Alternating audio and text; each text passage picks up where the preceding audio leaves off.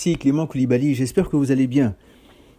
Aujourd'hui, j'aimerais partager avec vous un éclairage sur l'humilité de Jésus. Donc, Jésus, le Dieu qui s'humilie, l'humilité de notre Seigneur Jésus-Christ, et voir qu'est-ce que nous pouvons tirer de cela.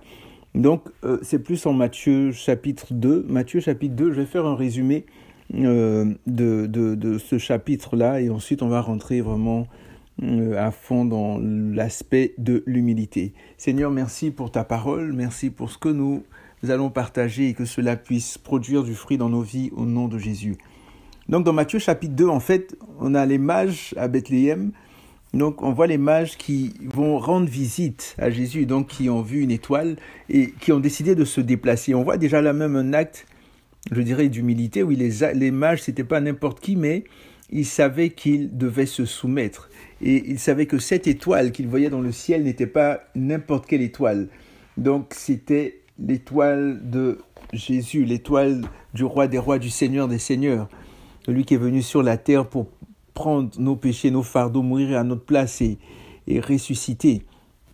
Donc on voit l'arrivée des mages à Jérusalem, et cette arrivée sème la panique dans la cour royale, et Hérode cherche à en savoir plus sur le lieu de naissance de cet autre roi des Juifs, parce que ils viennent, imaginez-vous, les mages viennent voir le roi et ils disent: où est le roi des Juifs? Il dit: mais c'est moi le roi des Juifs, comment ça? Est-ce qu'il y a un autre roi? Donc ça, on dit Jérusalem, mais c'est la panique totale. Imaginez-vous, vous êtes directeur ou ministre ou peu importe, vous occupez un poste, et puis là on vient dire: mais où est le directeur général, où est le PDG de la compagnie? Mais c'est moi le PDG. Ah non, on a appris qu'il y avait un autre. Et tout, on a vu son étoile. Je dis: mais moi je suis là, ça fait 5 ans, ça fait 10 ans. Donc on peut imaginer vraiment le désarroi, la panique d'Hérode.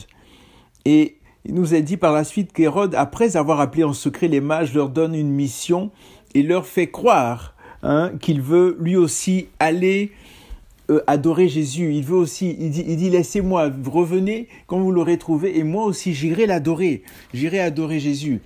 Et les mages pensaient que c'était vrai, et on a vraiment besoin d'avoir l'esprit de discernement, de pouvoir discerner. Des gens peuvent nous dire des choses, et lorsqu'on les entend, cela peuvent nous sembler sincères, mais peuvent être sincèrement dans l'erreur, sincèrement dans le mensonge.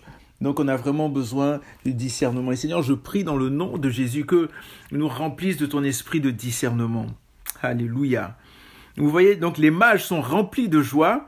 Ils retrouvent justement l'endroit où se trouve Jésus. Et là, il adore. Et par la suite, il retourne en Orient. Et j'aimerais juste ouvrir une petite parenthèse pour dire que lorsqu'on dit que les mages sont arrivés, ici on nous dit, à partir du verset 11, « Ils entrèrent dans la maison, virent le petit enfant avec Marie, sa mère, se prosternèrent et l'adorèrent. Ils ouvrirent ensuite leur trésor et lui offrirent en présent de l'or, de l'encens et de la myrrhe. » Ils entrèrent où? Ils entrèrent dans la maison. Ils n'entrèrent pas dans une étable. Ils entrèrent dans une maison. Pas dans une crèche et tout. Donc, c'est-à-dire qu'il y a eu un certain temps où Jésus, par la suite, quand les mages sont venus, parce que parfois on voit à Noël ou quoi, dans certaines fêtes, qui ne sont pas effectivement dans la parole de Dieu, certaines fêtes païennes et tout ça, c'est un autre sujet.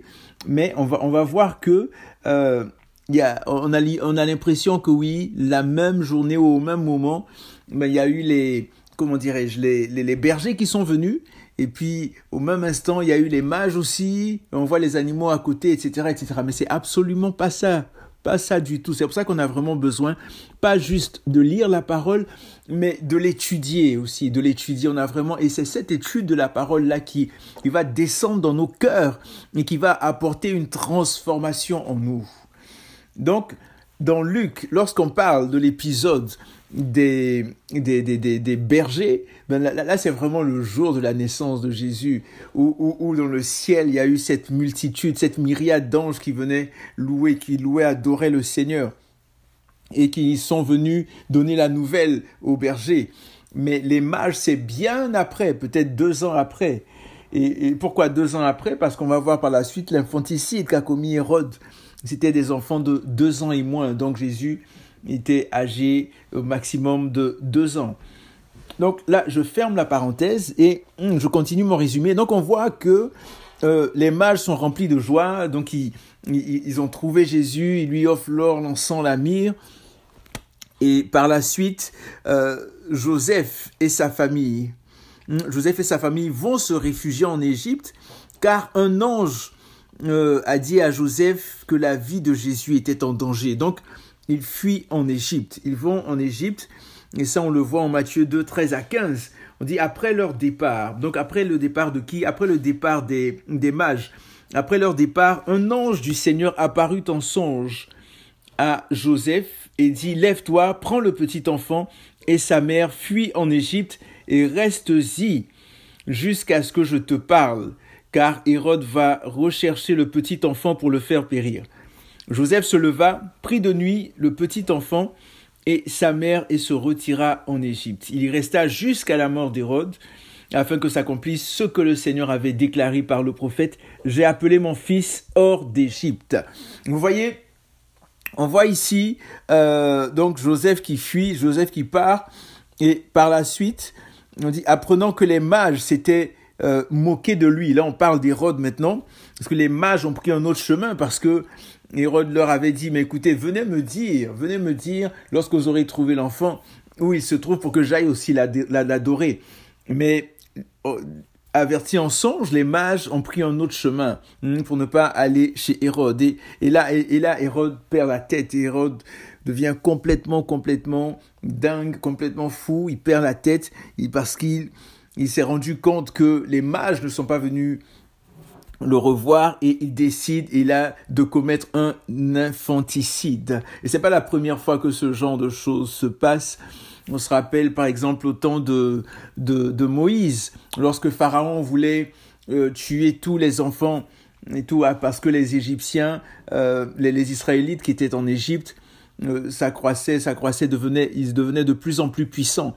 Et là on voit, donc ça c'était une préfiguration de ce qu'on vit actuellement, de ce qu'on voit ici avec Jésus. Donc Hérode qui décide de commettre un infanticide. Donc un crime des enfants, tuer les enfants, surtout les garçons de 2 ans et moins, afin d'accomplir une prophétie comme on l'a vu. Et c'est ça, la prophétie. On nous dit, une voix s'est fait entendre à Rama, des pleurs et beaucoup de lamentations. C'est Rachel qui pleure ses enfants. Elle n'a pas voulu être consolée parce qu'ils ne sont plus. Vous voyez. Et par la suite, donc, quelques années se passent et tout. Ils sont en Égypte, ils sont en Afrique. Donc, le Seigneur Jésus est en Afrique avec ses parents. Et on nous dit, de retour d'Égypte, Joseph et sa famille s'installent à Nazareth, accomplissant ainsi une autre prophétie. Donc, on voit que le livre de Matthieu, en fait, c'est l'accomplissement de plusieurs prophéties. Et la prophétie dont il s'agit ici, c'est celle qui disait que oui, le Sauveur serait appelé Nazaréen. Donc, ils sont allés habiter à Nazareth. Parlons maintenant plus précisément de l'humilité. Je me suis amusé à compter, on parle à plusieurs reprises le petit enfant. Vous voyez, près d'une dizaine de fois, le petit enfant. Donc Dieu, imaginez-vous, Dieu, le Dieu Tout-Puissant, le Créateur du ciel, de la terre, de l'univers visible et invisible. Celui qui a tout fait, tout créé, qui décide vraiment de vivre cette humilité-là, et il devient un bébé, un enfant vulnérable, totalement vulnérable. Dieu visible qui est Jésus, le Dieu visible qui est Jésus s'est rendu totalement vulnérable. Et il dépendait totalement de simples êtres humains en la personne de son père adoptif Joseph et de sa mère Marie. Vous voyez, cette vulnérabilité-là, le Dieu Tout-Puissant, il n'y a pas plus humble que notre Dieu. Et il aurait même pu tuer Hérode, mais il laisse Hérode commettre cet infanticide et décide de s'enfuir en Égypte. Vous vous rendez compte? Il fuit devant un être humain. Ça, c'est notre Dieu.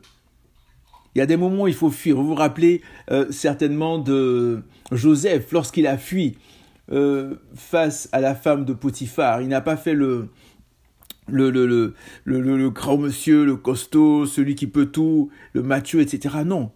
Et il y a des moments où il faut fuir. Et ici, Dieu qui décide de fuir, Dieu qui décide de fuir cet endroit pour aller en Égypte. Cet endroit où justement le peuple était sorti d'Égypte. Et là, le Seigneur retourne pour dire qu'il n'y a rien de final, il n'y a rien de statique avec lui. Oui, il a dit aux Israélites, vous ne verrez plus cet endroit que vous avez quitté, l'Égypte. Vous ne verrez plus cet endroit, mais lui-même, Dieu, le Dieu Tout-Puissant, va en Égypte. Vous vous rendez compte, il repart en Égypte pour trouver refuge, pour trouver un refuge. Donc, 8 fois petit enfant, le petit enfant, etc. Et nous aussi, nous avons besoin de vivre, de marcher dans l'humilité. Nous devons parfois nous rendre vulnérables. C'est important de se rendre vulnérable. C'est important d'être conscient de nos faiblesses, d'être conscient de nos erreurs, d'être conscient de nos fautes et d'avoir le courage de demander pardon, d'avoir le courage de nous excuser, d'avoir le courage de nous humilier. Vous savez, ça n'enlèvera absolument rien à notre identité ou à qui nous sommes.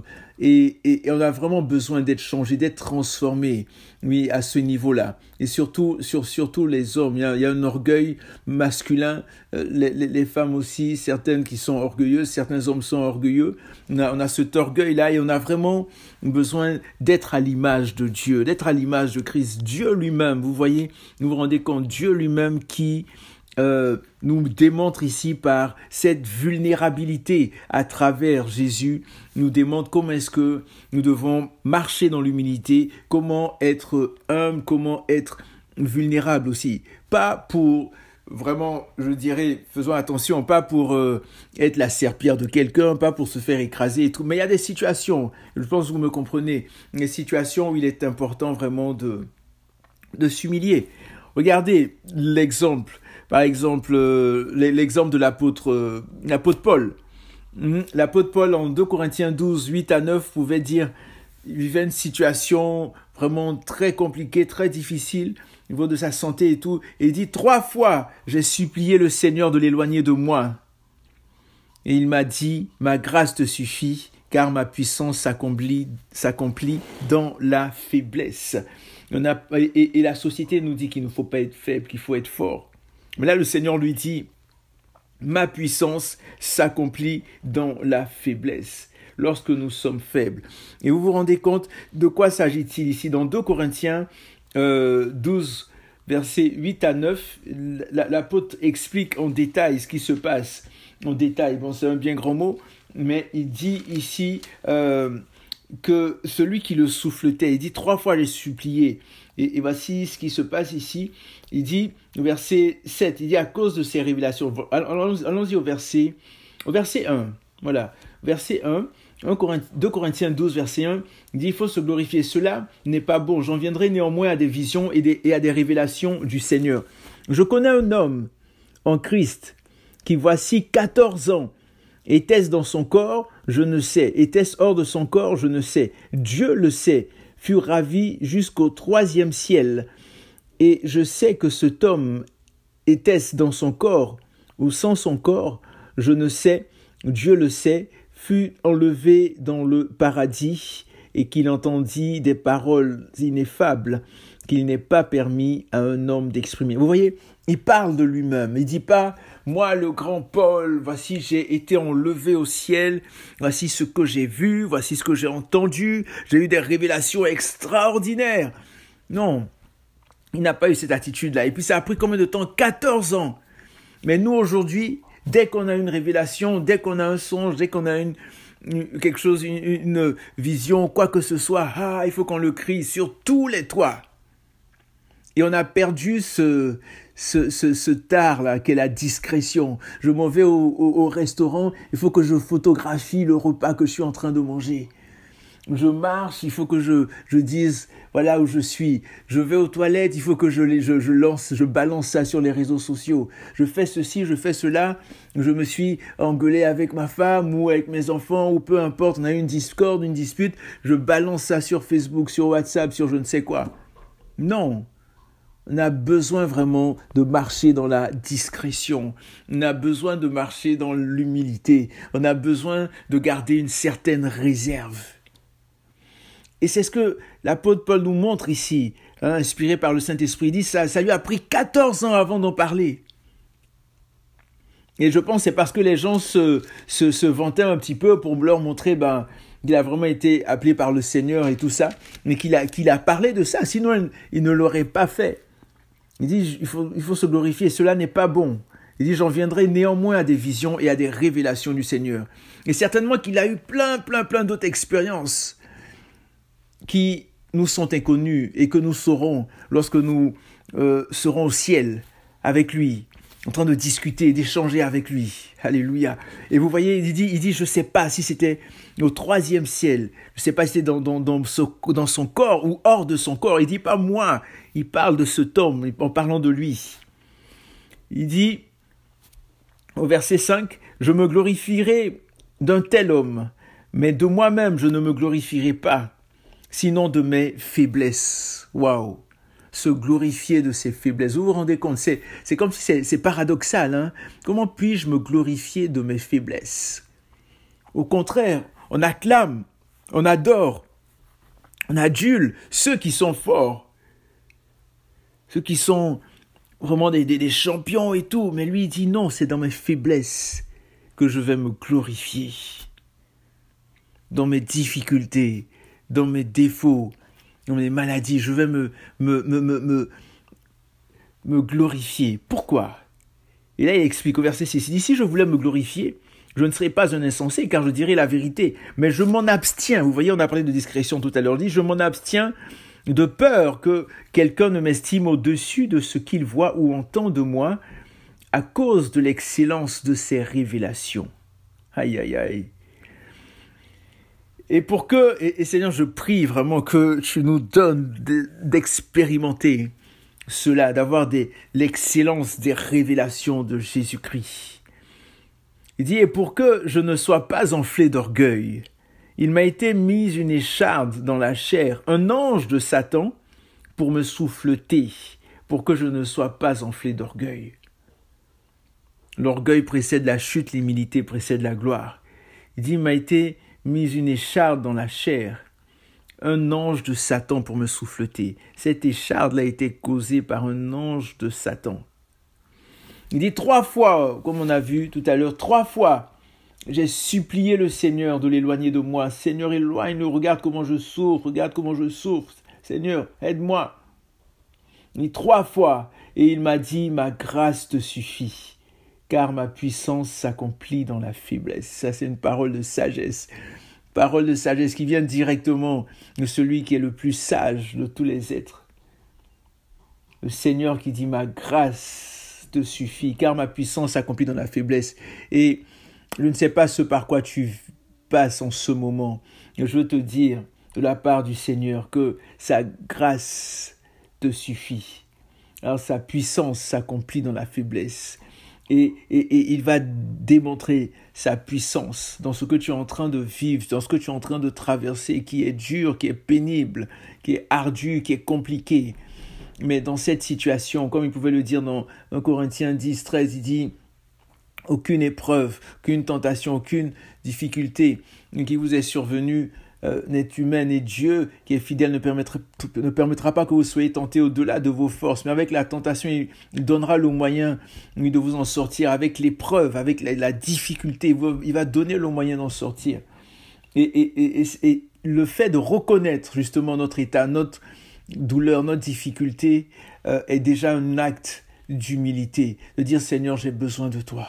J'ai besoin de toi. Je sais que sans toi, je ne peux rien. Je sais que sans toi, je ne vaux rien. Sans toi, je ne suis rien. Je ne suis même pas capable de prier. Je ne suis même pas capable de méditer, de jeûner. C'est la chair seulement. Cette chair qui ne vaut pas cher. Mais Seigneur, j'ai besoin de toi. Et nous avons besoin de crier à Dieu comme ça, constamment, tous les jours. Dire Seigneur, sans toi, je ne peux rien. Et Paul continue en disant, je me glorifierai donc bien plus volontiers de mes faiblesses, afin que la puissance de Christ repose sur moi. Il a compris la leçon. Il dit, je vais me glorifier de mes faiblesses. Pourquoi? afin que la puissance de Christ repose sur moi. Si on veut la puissance de Christ, il faut qu'on puisse se reposer sur nos faiblesses. Ne pas croire qu'on est arrivé, ne pas croire qu'on est tout puissant, ne pas croire que, oui, parce qu'on vit peut-être des expériences extraordinaires, que le monde entier doit se prosterner devant nous ou quoi que ce soit, absolument pas. Et c'est pourquoi je me plais. Vous voyez, là il parle, il dit non seulement je me glorifierai, mais là il dit je me plais. Parce que tu peux te glorifier, tu peux peut-être accepter une chose, mais dans le fond de ton cœur, au fond du cœur, c'est dur, c'est compliqué. Tu serres des dents. Mais là quand tu te plais à ça, aïe aïe aïe, Éden, qui veut dire plaisir, délice, ça devient un délice. Fais de l'Éternel tes délices, il donnera ce que ton cœur désire. Lorsque tu te plais dans tes faiblesses, et tu dis Seigneur, me voici. Je suis faible dans ce domaine-là. Je suis faible dans ceci, dans cela, dans cela. Seigneur, je le reconnais. Quand tu te plais dans ces difficultés, c'est là que le Seigneur fait éclater sa gloire. Regardez l'histoire de Job. Job qui est arrivé au point où il n'en pouvait plus. Il ne pouvait plus rien. Il ne pouvait même plus discuter ni quoi. Dieu lui a démontré par A plus B plus C plus tout ce que vous voulez. Lui, que ce n'était qu'un être, qu'un faible être, et que lui, il était le Dieu tout-puissant. Et lorsqu'il a reconnu, Dieu l'a restauré. Dieu a fait éclater sa gloire, sa puissance. Et c'est ce qu'il veut faire dans chacune de nos vies. Verset 10, c'est pourquoi je me plais dans les faiblesses, dans les outrages, dans les privations, dans les persécutions, dans les angoisses pour Christ. En effet, quand je suis faible, c'est alors que je suis fort. Quand je suis faible, c'est alors que je suis fort. Quand je suis faible, c'est alors que je suis fort. Seigneur, donne-nous de reconnaître notre faiblesse, nos faiblesses, Seigneur. Qu'on puisse nous y plaire, même si ça semble paradoxal, afin que toi, tu te glorifies dedans, Père, au nom de Jésus. Vous voyez ça, c'était l'exemple de Paul. Et il pouvait dire aux Philippiens, il disait, ne faites rien par rivalité ou par vaine gloire, mais dans l'humilité, estimez les autres supérieurs à vous-même. Dans Philippiens 2, verset 3. Et c'est ce que le Seigneur Jésus a fait. C'est ce que le Seigneur Jésus a fait en venant, en s'humiliant. On nous dit par exemple dans Luc chapitre 2 qu'il est allé pour apprendre auprès des docteurs de la loi et tout ça. Mais c'est Dieu. Mais il a laissé de côté, c'est dans Philippiens 2, il a laissé de côté toute sa gloire. Il a complètement épousé toute son humanité, sauf qu'il n'a jamais commis de péché. Jamais, jamais, jamais. C'est pour ça qu'il est le roi des rois, le Seigneur des seigneurs, le Dieu tout-puissant. Ésaïe 53, 7, il a été maltraité, il s'est humilié et n'a pas ouvert la bouche. Nous, dès qu'on nous pince, on explose, on ouvre la bouche. Dès qu'il y a quelque chose qui se passe, je me rappelle, en Côte d'Ivoire, plus jeune et tout, quand on sortait parfois, quelqu'un passe et puis il marche sur ta chaussure. Ah, pourquoi tu as marché sur ma Weston? Vous voyez, la chair, vraiment, toutes ces choses, vraiment Et le Seigneur a vraiment besoin, et le Seigneur, heureusement qu'il transforme des vies, et heureusement qu'il transforme ses enfants, quoi, vraiment. Dès qu'il y a un petit truc, c'est l'explosion, le tsunami, l'ouragan. Non. Notre Seigneur, on l'a maltraité, il a été maltraité, il s'est humilié. Il n'a pas ouvert la bouche, il a souffert, on a tiré sa barbe, on a flagellé tout cela. À cause de toi, à cause de moi. Merci Seigneur. Vous savez, ce n'est pas juste le Seigneur Jésus, mais le Dieu Tout-Puissant, donc le Dieu invisible. Donc Jésus qui est la forme, qui est l'image du Dieu invisible. Et notre Père, le Dieu Tout-Puissant qu'on ne voit pas, Dieu qui est esprit. Regardez ce qui est dit de lui en Ésaïe 57, verset 15. Car ainsi parle le Très-Haut, dont la demeure est éternelle et dont le nom est saint. Je demeure dans les lieux élevés et dans la sainteté. Vous voyez, notre Dieu demeure dans les lieux élevés et dans la sainteté, mais aussi avec l'opprimé et celui qui est humilié dans son esprit, afin de ranimer les esprits humiliés, afin de ranimer les cieux opprimés. Vous vous rendez compte? Donc il dit, oui, je suis dans la gloire, je suis dans les lieux élevés, je suis dans la sainteté, mais aussi avec l'opprimé. Et si tu es opprimé, quel que soit ce qui t'opprime, quel que soit ce qui opprime un membre de ta famille, quel que soit ce qui opprime des proches, peu importe l'oppression que tu peux ressentir, Dieu est là. Dieu dit, j'habite aussi avec l'opprimé. Donc invoque-le, il dit invoque-moi et je te répondrai. Invoque-le. Le psaume 50, verset 15 dit, lorsque un faible, il dit, invoque le Seigneur dans la détresse, il dit, je te montre ma gloire. Je vais prendre le passage de mémoire. J'ai un petit peu oublié ce passage, mais le psaume 50, verset 15, je peux pas, ça, je me rappelle de la référence, je vais vous le lire exactement. Le psaume 50, verset 15, qui dit, voilà, il dit, invoque-moi au jour de la détresse, je te délivrerai et tu me glorifieras. Invoque-moi au jour de la détresse, je te délivrerai et tu me glorifieras. Ton Dieu veut te délivrer. Invoque-le. Pas juste le jour de la détresse, invoque-le tous les jours. Mais le jour de la détresse, quand tu es dans la détresse, il te délivrera et tu le glorifieras. Il veut te délivrer, il va te délivrer. Donc notre Dieu dans Ésaïe 57, 15, où est-il? Non seulement dans la gloire, dans la sainteté, mais il est aussi avec celui qui est humilié dans son esprit, avec celui qui est opprimé, afin de ranimer les esprits humiliés, afin de ranimer les cœurs opprimés. Et je termine avec ce passage que j'aime beaucoup, Matthieu 5, verset 3. Il dit, heureux les pauvres en esprit, car le royaume des cieux est à eux. Donc, ce sont des personnes qui reconnaissent leur état de faiblesse, qui reconnaissent leur pauvreté, qui reconnaissent, oui, qu'ils ont besoin de Jésus, qu'ils reconnaissent que sans lui, ils ne peuvent rien, ils ne sont rien, ils ne valent absolument rien. Qu'il en soit ainsi pour nous tous, que nous puissions reconnaître cela. Père, merci pour ta parole. Merci, Seigneur mon Dieu. Oui, et Seigneur, je prie dans le nom puissant de Jésus que vraiment, Seigneur, par rapport à un point ou à un autre, Seigneur, en fonction des personnes qui vont écouter, en fonction de leur situation, que tu puisses apporter la vie, afin que tu puisses les restaurer, Seigneur, qu'ils puissent vivre, marcher dans l'humilité, Seigneur mon Dieu, comme toi, Seigneur, le modèle par excellence. Père, je prie aussi, Seigneur, pour tous ceux qui souffrent, Seigneur, pour ceux qui ont une quelconque maladie, Seigneur, je prie pour la guérison maintenant, on lâche la guérison physique, Seigneur mon Dieu, la guérison spirituelle, émotionnelle, Père, je prie que tu les restaures, Père, au nom puissant de Jésus. Amen.